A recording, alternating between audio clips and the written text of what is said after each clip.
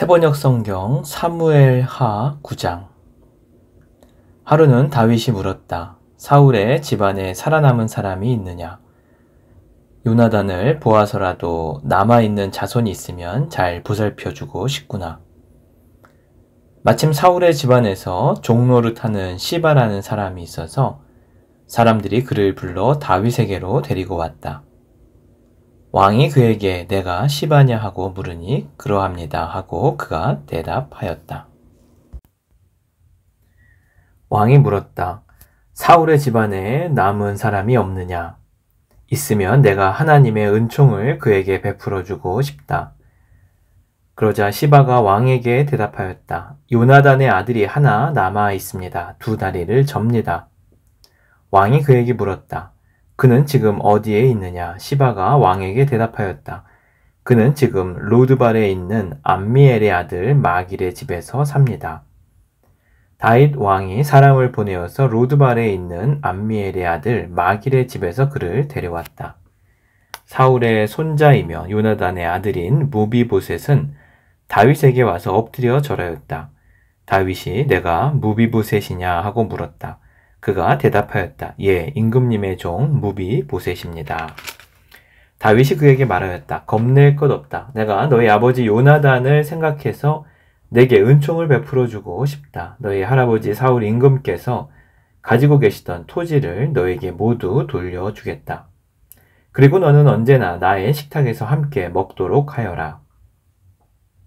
무비보셋이 엎드려 아뢰었다. 이 종이 무엇이기에 죽은 개나 다름없는 저를 임금님께서 이렇게까지 돌보아 주십니까? 다윗 왕은 사울의 종 시바를 불러서 일렀다. 사울과 그의 온 집안이 가졌던 모든 것을 내가 이제 너희 상전의 손자인 무비보셋에게 주었다. 그러니 너는 너희 아들들과 종들과 함께 모두 그 땅을 갈고 거두어서 너희 상전의 집안이 먹을 양식을 되도록 하여라.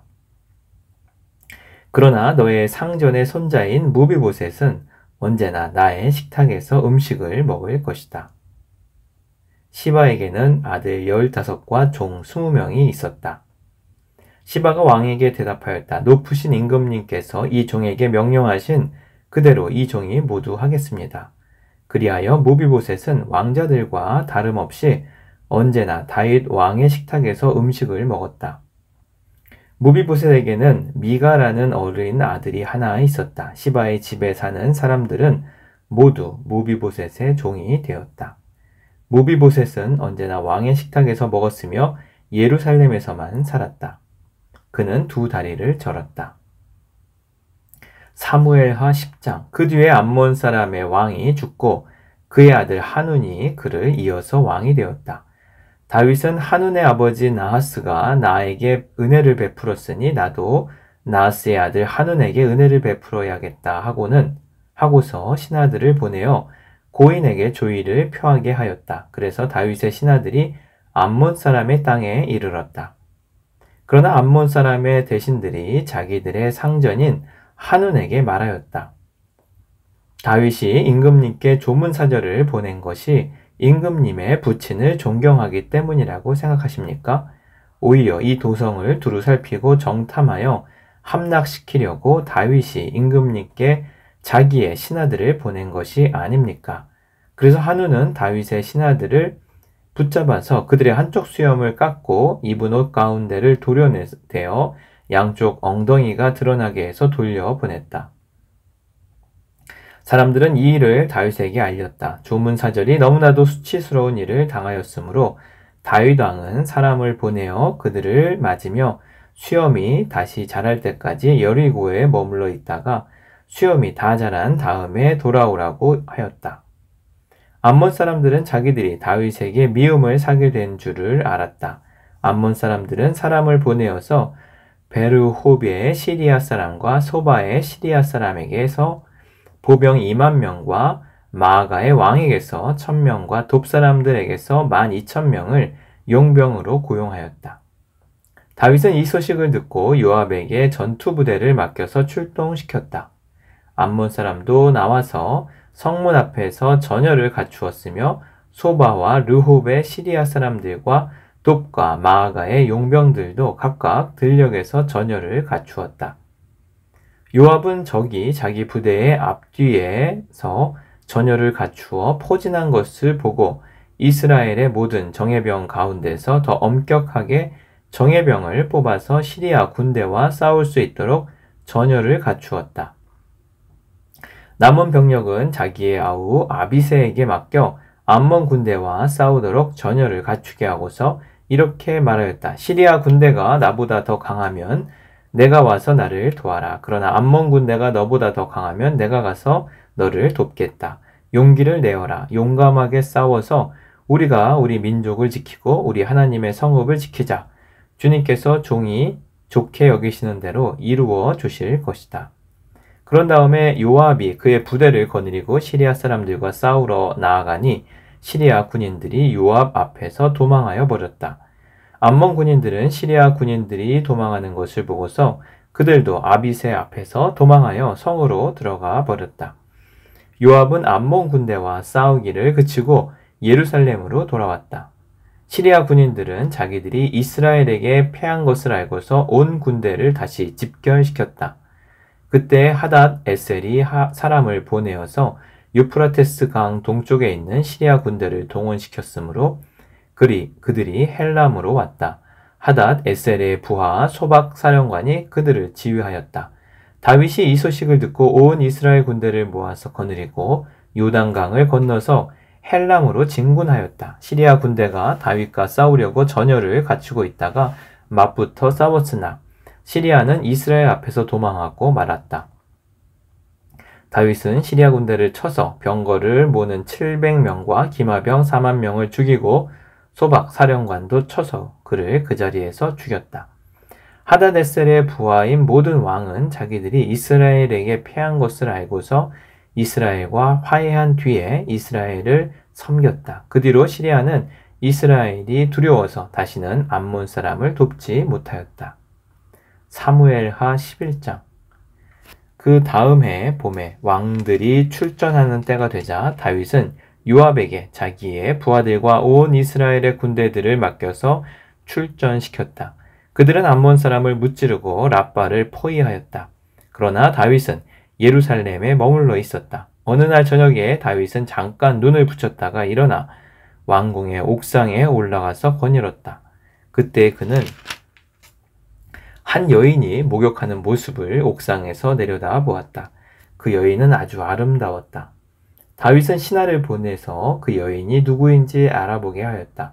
다녀온 신하가 그 여인은 엘리암의 딸로서 햇사람 우리아의 아내 밧세바라고 하였다. 그런데도 다윗은 사람을 보내어서 그 여인을 데려왔다. 밧세바가 다윗에게로 오니 다윗은 그 여인과 정을 통하였다. 그 여인은 마침 부정한 몸을 깨끗하게 씻고 난 다음이었다. 그런 다음에 밧세바는 다시 자기의 집으로 돌아갔다. 얼마 뒤에 그 여인은 자기가 임신한 것을 알고 다윗에게 사람을 보내서 자기가 임신하였다는 사실을 알렸다. 다윗이 그 소식을 듣고 요압에게 전가를 보내서 햇사람 우리아를 왕궁으로 보내게 하였다. 요압이 우리아를 다윗에게 보내니 우리아가 다윗에게로 왔다. 다윗은 요압의 안부와 군인들의 안부를 묻고 싸움터의 형편도 물었다. 그런 다음에 다윗은 우리아에게 말하였다. 이제 그대의 집으로 내려가서 목욕을 하고 쉬어라. 우리아가 어전에서 물러가니 왕은 먹을 것을 함께 딸려서 보냈다. 그러나 우리아는 자기 상전의 종들과 함께 대궐 문간에 누워서 자고 자기 집으로는 내려가지 않았다. 다윗은 우리아가 자기 집으로 내려가지 않았다는 말을 듣고 원정길에서 돌아왔는데 왜 집으로 내려가지 않는지를 우리아에게 물었다. 우리아가 다윗에게 대답하였다. 언약궤와 이스라엘과 유다가 모두 장막을 치고 지내며 저희 상관이신 요압 장군과 임금님의 모든 신하가 벌판에서 진을 치고 있습니다. 그런데 어찌 저만 홀로 집으로 돌아가서 먹고 마시고 나의 아내와 잠자리를 같이 할 수가 있겠습니까? 임금님이 확실히 살아계신과 또 임금님의 생명을 걸고 맹세합니다. 그런 일은 제가 하지 않겠습니다. 다윗이 우리아에게 말하였다. 그렇다면 오늘은 날도 저물었으니 여기에서 지내도록 하여라.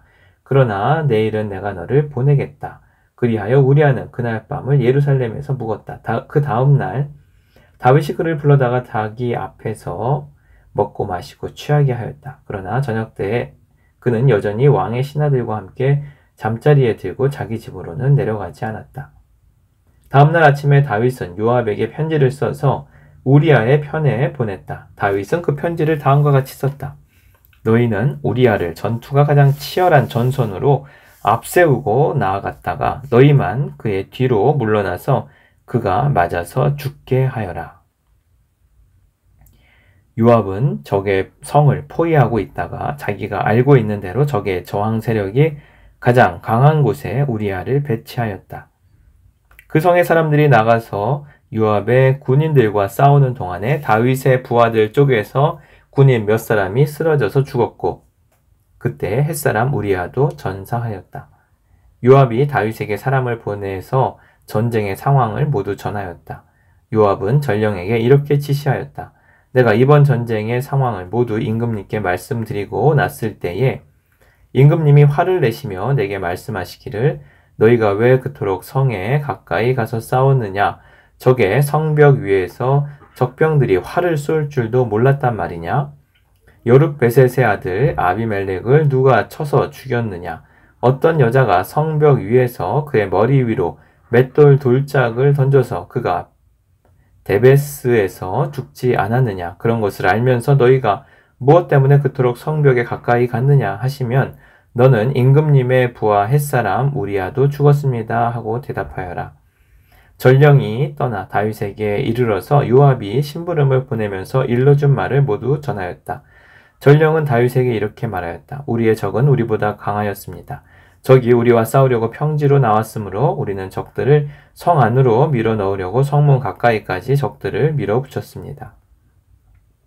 그때 성벽 위에 있는 적들이 임금님의 부하들에게 활을 쏘았습니다. 그래서 임금님의 부하들 가운데서 몇 사람이 죽고 임금님의 부하인 햇사람 우리아도 죽었습니다. 그러자 다윗이 전령에게 말하였다.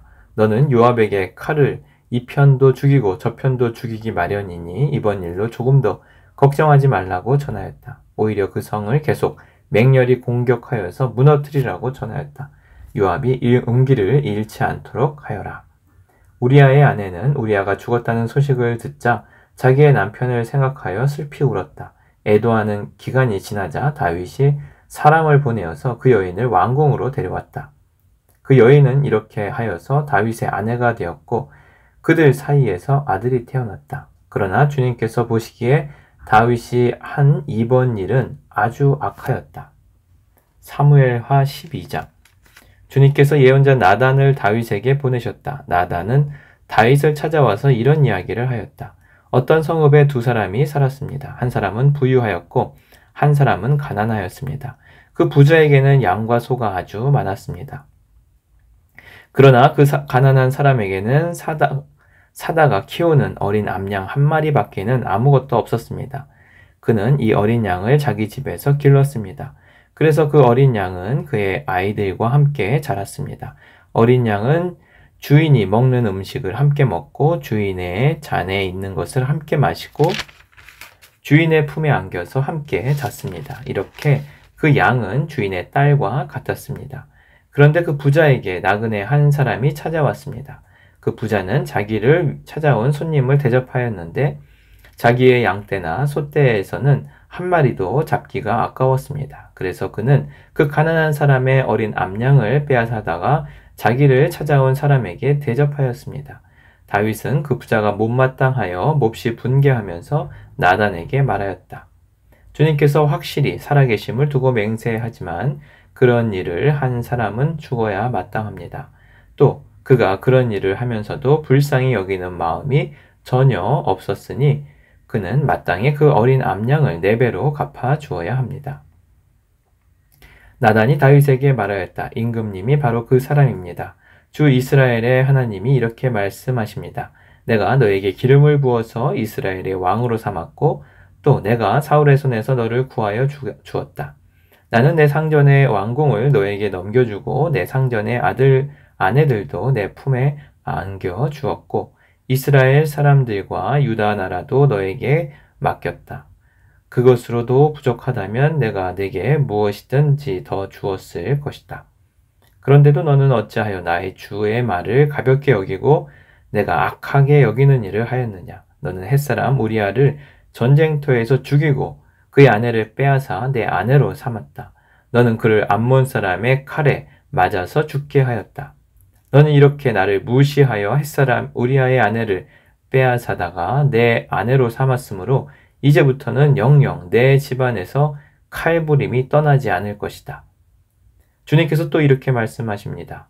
내가 너희 집안에 재앙을 일으키고 내가 보는 앞에서 내가 너의 아내들도 빼앗아 너와 가까운 사람에게 주어서 그가 대낮에 너의 아내들을 욕보이게 하겠다.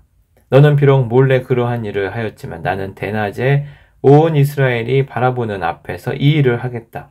그때 다윗이 나단에게 자백하였다. 내가 주님께 죄를 지었습니다. 나단이 다윗에게 말하였다. 주님께서 임금님의 죄를 용서해 주실 것입니다. 그러므로 임금님은 죽지는 않으실 것입니다. 그러나 임금님은 이번 일로 주님의 원수들에게 우리를 비방할 빌미를 주셨으므로 밧세바와 임금님 사이에서 태어난 아들은 죽을 것입니다. 나단은 자기 집으로 돌아갔다. 주님께서 우리아의 아내와 다윗 사이에서 태어난 아이를 치시니 그 아이가 몹시 앓았다. 다윗이 그 어린 아이를 살리려고 하나님께 간절히 기도를 드리면서 금식하였다. 그는 왕궁으로 돌아와서도 밤을 새웠으며 맨 땅에 누워서 잠을 잤다. 다윗 왕궁에 있는 늙은 신하들이 그에게로 가까이 가서 그를 땅바닥에서 일으켜 세우려고 하였으나 그는 일어나려고도 하지 않고 또 그들과 함께 음식을 먹으려고도 하지 않았다. 그러다가 이레째 되는 날에 그 아이가 죽었다. 그러나 다윗의 신하들은 아이가 죽었다는 것을 다윗에게 알리기를 두려워하였다. 어린 왕자가 살아계실 때에도 우리가 드리는 말씀을 듣지 않으셨는데 왕자께서 돌아가셨다는 소식을 우리가 어떻게 전하여 드릴 수 있겠소? 그런 소식은 임금님의 몸에 해로울지도 모르고 그러나 다윗은 신하들이 서로 수군거리는 것을 보고서 아이가 죽은 줄 짐작하고 신하들에게 아이가 죽었느냐 하고 물었다. 신하들이 대답하였다. 돌아가셨습니다. 그러자 다윗은 땅바닥에서 일어나서 목욕을 하고 몸에 기름을 바르고 옷을 갈아입은 뒤에 성전으로 들어가서 주님께 경배하였다. 그는 왕궁으로 돌아오자 음식을 차려오게 하여서 먹었다.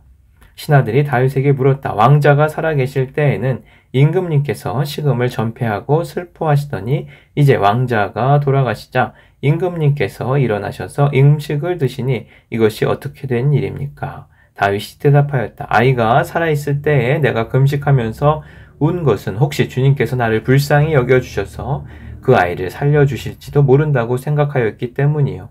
그러나 이제는 그 아이가 죽었는데 무엇 때문에 내가 계속 금식하겠소? 내가 그를 다시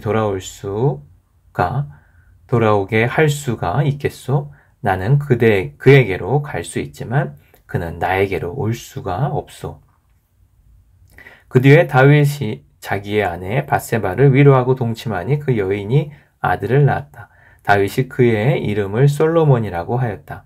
주님께서도 그 아이를 사랑해 주셨다. 예언자 나단을 보내셔서 주님께서 사랑하신다는 뜻으로 그의 이름을 여디디아라고 부르게 하였다.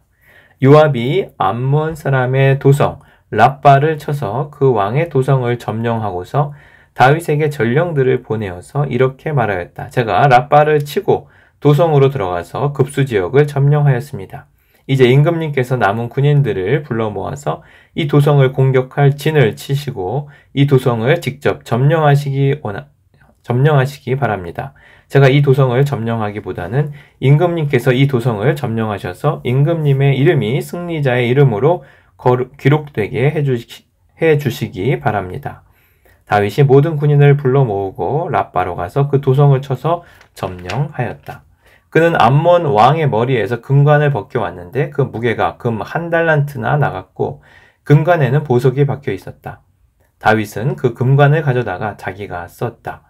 다윗은 그 도성에서 아주 많은 전리품을 약탈하였으며 그 도성에 사는 백성도 끌어다가 톱질과 곡괭이질과 도끼질과 벽돌 굽는 일을 시켰다. 그는 암몬 사람의 모든 성읍에 이와 똑같이 한 뒤에 모든 군인을 거느리고 예루살렘으로 돌아왔다.